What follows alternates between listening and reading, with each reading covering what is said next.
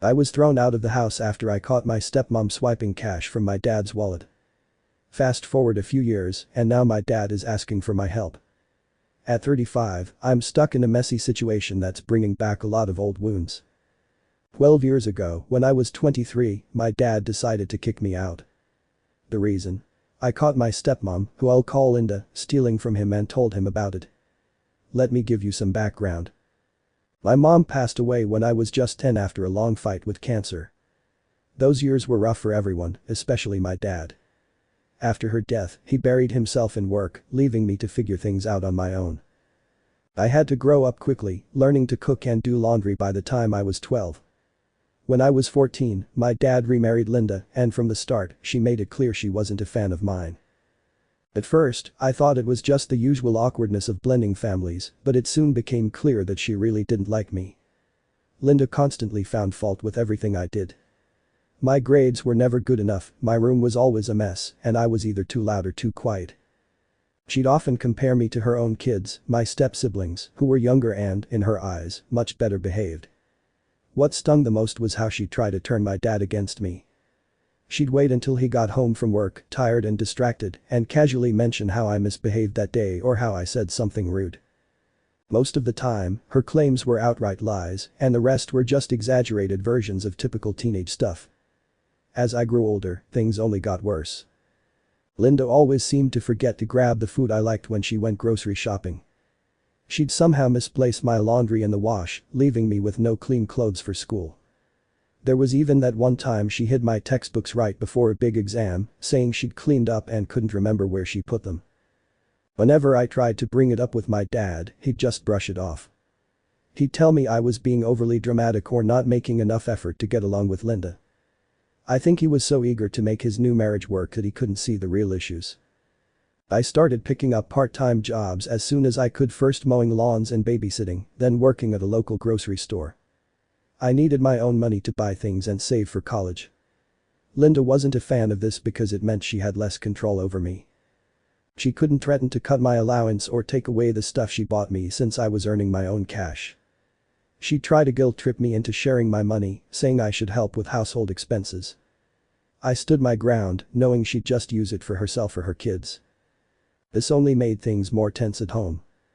Still, I managed to keep my grades up and got into a good college. I focused on my studies, thankful for the break from home life.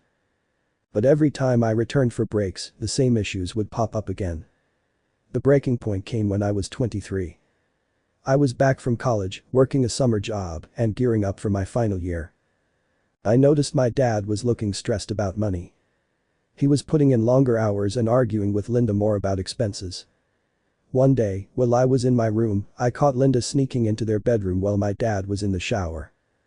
There was something off about her behavior, so I decided to quietly follow her and take a peek. To my surprise, I caught her going through my dad's wallet, pulling out cash and shoving it into her pocket. I had suspected her of stealing before, but this was the first time I had actual proof. After Linda left for work, I sat down with my dad to share what I had witnessed. Instead of believing me, he blew up. He accused me of lying just to stir up trouble in his marriage. We ended up having a massive argument where all my frustrations from the past came rushing out. I laid it all on the table, everything Linda had done to me over the years, how she treated me poorly, and how he always defended her. I pleaded with him to see the truth. But my dad just got more furious. He claimed I was ungrateful for all he and Linda had done for me. He even said I was jealous of my step-siblings and trying to ruin his happiness. In the end, red-faced and trembling, he told me to leave his house and not come back until I was ready to apologize and show Linda some respect. I was in shock. I knew he'd be upset, but I never imagined he would side with her over me. That moment shattered something between us. I packed a bag with some clothes and my laptop and left that day. The following months were the toughest I've ever faced. I crashed at friends' places, juggled multiple part-time jobs, and barely got by. I was determined to finish college, but there were days I doubted I could make it. During this tough time, I met an incredible girl named Sarah. We had a class together and started studying at the same cafe. She noticed I was always there from morning till night and eventually asked if I was alright. Her genuine concern broke through my defenses, and I found myself opening up to her about everything. Sarah was such a great support for me. She helped me track down resources on campus for students facing tough times. She'd even bring over home-cooked meals and let me do my laundry at her place. What really mattered was that she listened without judging and created a safe space for me to sort through my feelings. A few months later, we started dating. Sarah became my anchor, guiding me through some really rough patches when I felt like giving up. Thanks to her encouragement and my own grit, I graduated on time with a degree in computer science. In the following years, I put in the effort to build a life for myself, starting with an entry-level job and gradually moving up.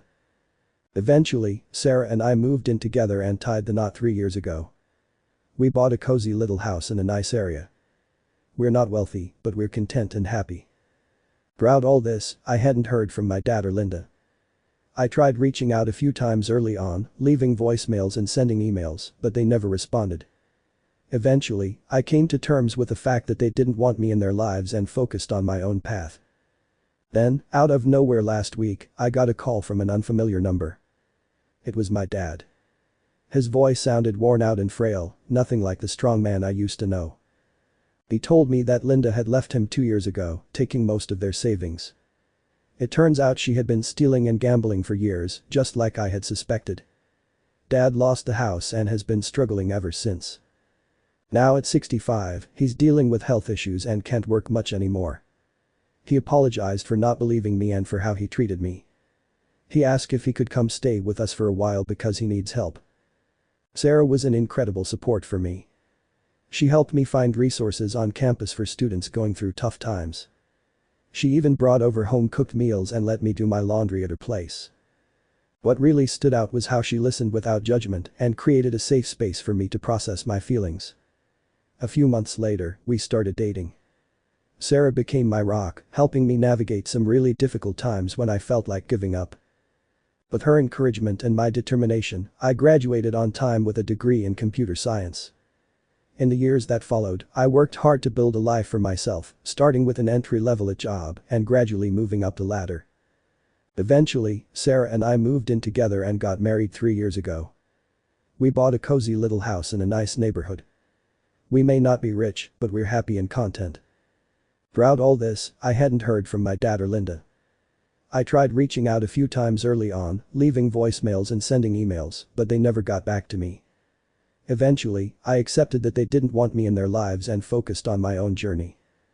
Then, out of the blue last week, I received a call from an unknown number. It was my dad.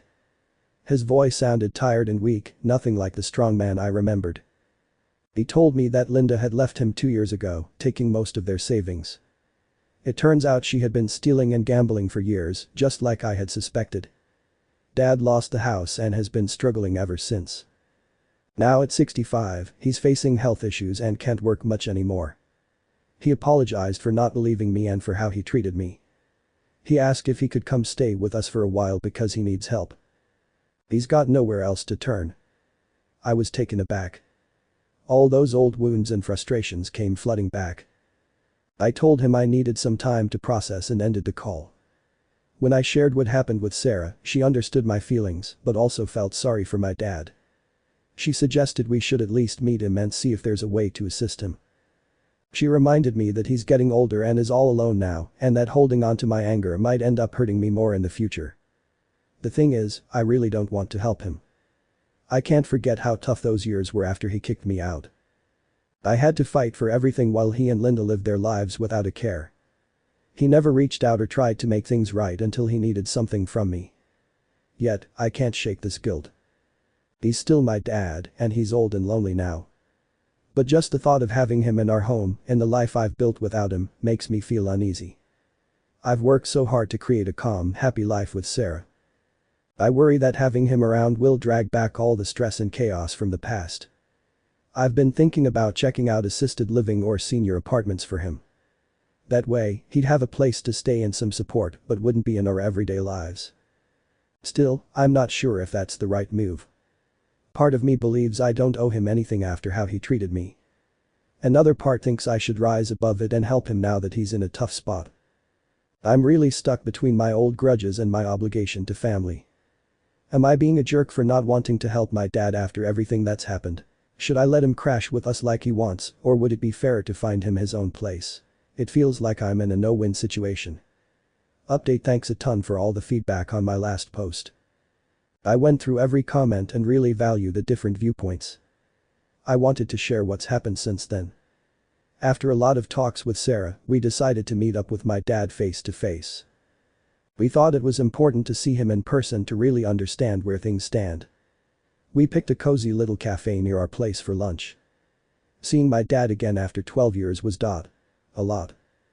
He's aged way more than I expected. His hair is all gray now, and his face is lined with wrinkles I don't remember. He walks with a bit of a limp, and his hands have a slight shake. He seemed really nervous when he saw us, which was odd. I always thought of him as this strong, almost intimidating guy. We sat down and ordered some coffee. At first, it was super awkward. None of us knew what to say. Finally, my dad broke the ice. He started off by apologizing again for everything that went down years ago. He admitted he had been blind to Linda's true colors and had picked her over me time and again. He said he regrets it every single day since I left. Then he went into more detail about what went down with Linda. Apparently, her gambling problem had gotten way out of hand over the years. She wasn't just taking cash from his wallet, she was emptying their bank accounts, maxing out credit cards, and even taking loans out in my dad's name.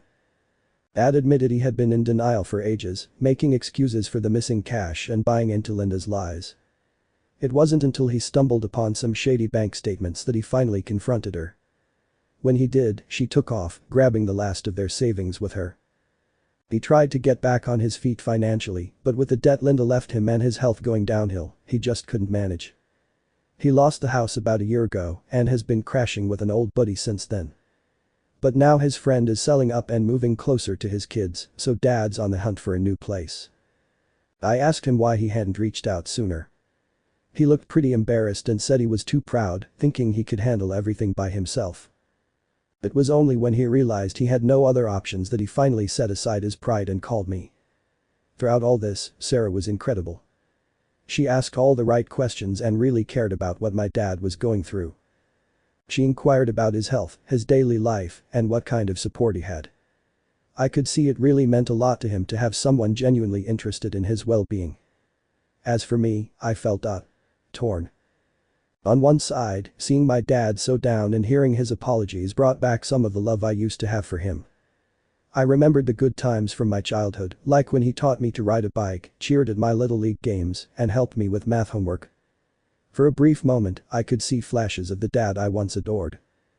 But on the flip side, I couldn't forget how he had treated me. The hurt of being kicked out and struggling alone for years still stung. I recalled nights spent worrying about where I'd sleep and days when I could barely scrape together enough to eat.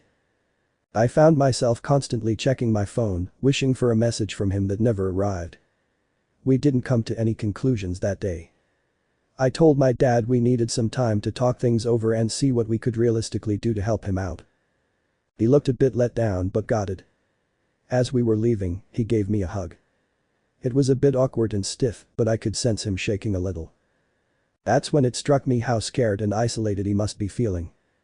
After he left, Sarah and I had a deep conversation. She pointed out that even though my dad had messed up big time, he seemed truly sorry for it. She also reminded me that holding on to anger would only hurt me in the long run. She shared a story about her grandmother, who had distanced herself from the family for years, but managed to reconcile before she passed away. Sarah said she was thankful for that time, no matter how short. I knew she was right, but I wasn't ready to have my dad move in with us. Just thinking about it made me really uneasy. Our home feels like a safe haven, a place where I've finally found some peace and stability. Having my dad around, with all the complicated feelings he brings, feels like it would shatter that peace. So, we decided on a middle ground. We started looking into assisted living options nearby. We found a few that look nice and fit our budget. They offer private apartments, meals, social activities, and medical care if needed. The plan is to help my dad settle into one of these places. We'll take care of the initial costs and then help him sort out his finances so he can handle the ongoing expenses. This way, he'll have a secure place to live with access to care if he needs it. And we can gradually work on rebuilding our relationship if I choose to, without the stress of living under the same roof. It seems like a way to lend him a hand without completely turning our lives upside down. I called Dad yesterday to fill him in on our plan. He was quiet for a bit, then said he got it. He expressed his gratitude for our willingness to help. I could sense a mix of disappointment and relief in his voice. I think he's also a bit anxious about living with us, facing the fallout from his past every single day. Next week, we're checking out a few facilities. Dad seemed to brighten up when I mentioned one place has a chess club. He used to enjoy playing chess with his work buddies. It's a small detail, but it gives me hope that he might start to create a new life for himself and make some friends his age. I'm still sorting through all of this. Part of me feels bad for not doing more, while another part thinks this is already more than he deserves. I keep reminding myself that it's okay to set boundaries, and helping doesn't mean I have to sacrifice my own well-being. Sarah and I have also decided to start couples therapy. We want to ensure we're aligned as we navigate this new chapter. We've always been good at communicating, but this situation is stirring up a lot of complicated feelings for both of us. I want to make sure we have the right tools to support each other through whatever comes our way. I'll share another update once we've got Dad settled. For now, I'm focusing on taking things one day at a time. Thanks again for all your advice and support. It's been incredibly helpful to get outside perspectives on this situation. Update 2. It's been about 2 months since my last update, and a lot has gone down. I wanted to fill you in on how things have progressed. We toured several assisted living facilities with my dad. It was quite the emotional journey. Walking through those familiar places really highlighted how much had changed and how quickly time flew by.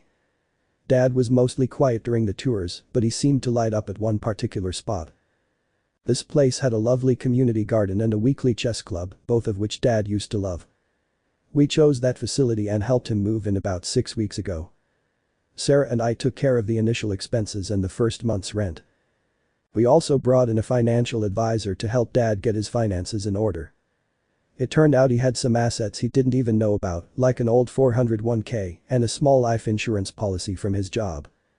It's not a huge amount, but it definitely helped with his future expenses. The moving process was a bit of a hassle. Dad didn't have much to take with him, which was kind of heartbreaking. While we were packing up his few things, we stumbled upon some old photo albums. They were filled with pictures of me as a kid, school photos, and even some from my college graduation that I had no idea he kept. It really hit me hard to see how he had held on to those memories. One photo stood out to me. It was from a camping trip we took when I was around 8, just the two of us. I remember that trip so clearly, Dad teaching me how to fish, roasting marshmallows, and sharing ghost stories. Looking at that picture brought back a rush of nostalgia for the bond we once had. Since he moved in, we've been visiting Dad once a week. At first, it felt a bit awkward. We'd sit in his small apartment, making forced small talk about the weather or the food at the place. But slowly, things have started to feel more comfortable. Just last week, Dad asked if he could give us a tour of the facility. As we walked around, he pointed out his favorite spots. The library where he picked up reading again. The garden where he's lending a hand. He introduced us to some of his new buddies. Seeing him like this, more at ease and involved, was a mix of nice and tough. Nice because he looked happier. Tough because it made me realize how strained our relationship still is. Sarah has been amazing through all of this. She's been patient when I need to vent, and she's built her own connection with Dad. Sometimes I feel like he opens up to her more easily than to me. I feel a bit jealous, but mostly I'm thankful. She's been able to get info about his health and daily needs that he might hesitate to share with me directly. As for me and Dad, we're making progress. We've had some tough talks about the past.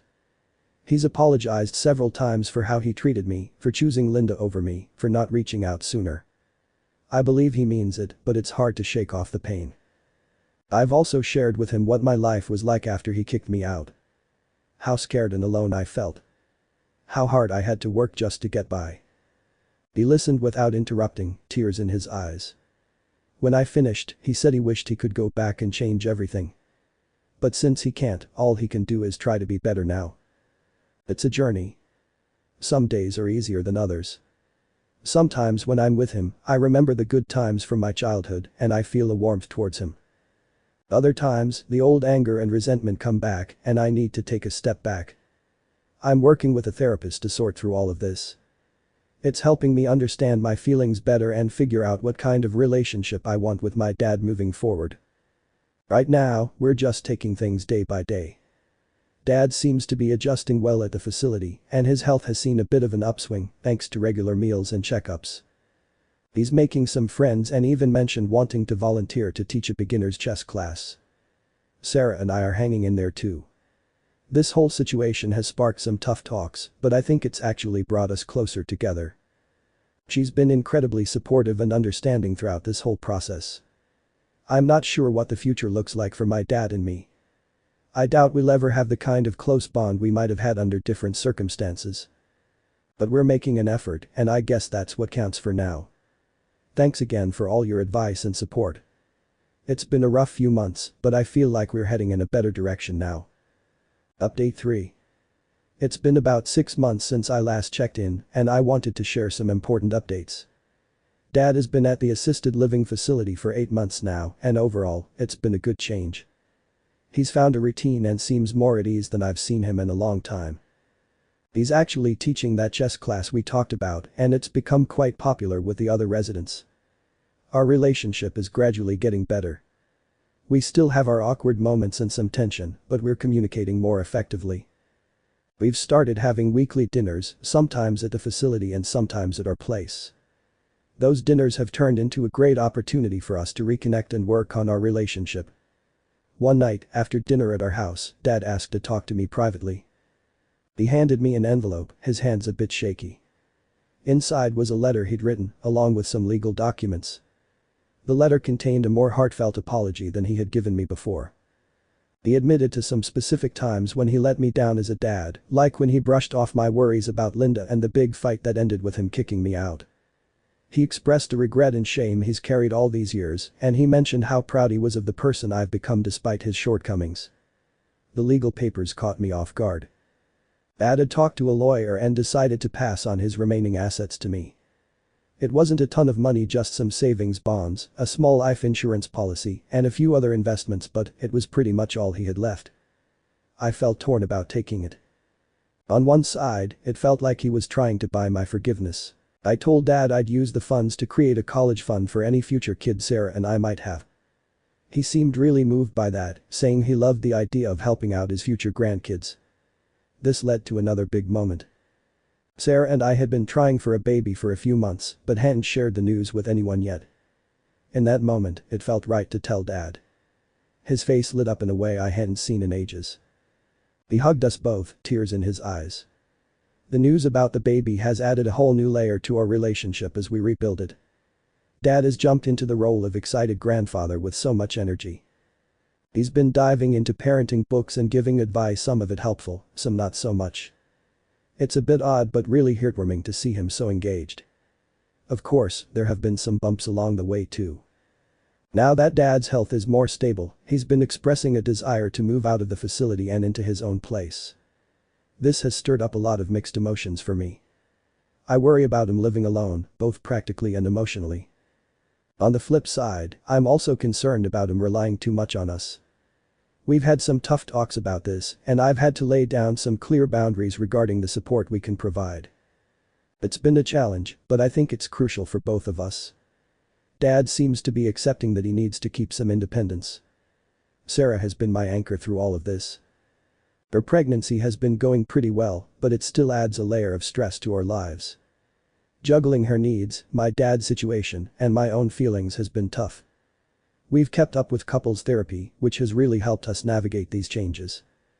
One unexpected upside has been reconnecting with my step-siblings. They reached out after hearing about Dad and our reconciliation. It turns out they had their own complicated history with their mother, my former stepmom, and had distanced themselves from her years ago. We've had some meaningful conversations, sharing our stories and finding common ground. It feels good to have a wider support network now. Looking ahead, I'm feeling cautiously optimistic. The upcoming arrival of our baby has given us all something positive to focus on.